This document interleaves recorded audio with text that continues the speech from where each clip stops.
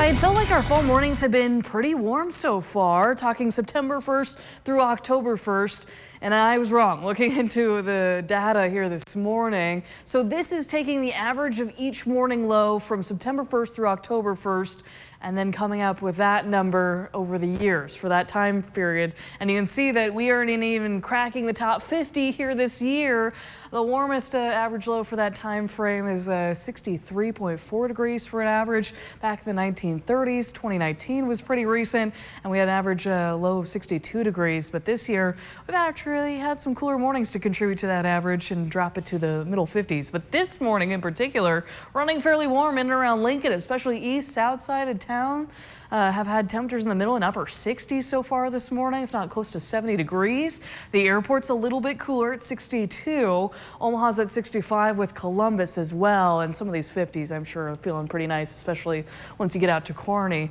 Temperatures today, though, will be even warmer than yesterday, and the warmest of this week as we build toward 90 by the end of this week. Nearing 90 not only today, but especially tomorrow and into the weekend, with a south breeze picking up around 15 to maybe 20 miles per hour today, not as strong as yesterday. And you'll see how calm the winds are to start out this Thursday morning. There are some clouds out there this early portion of the day, but those won't linger very long. We'll actually see a lot of sunshine throughout the day today. Maybe a little low-level cloud cover and a little fog in south central Nebraska that Stormcast is trying to hint at through the mid-morning hours. But once we move into the second part of the day today, not much going on. A few clouds here and there, and mostly clear even into tonight. Fast forward to Saturday, though, another toasty day for this Michigan State game coming off of the bye week.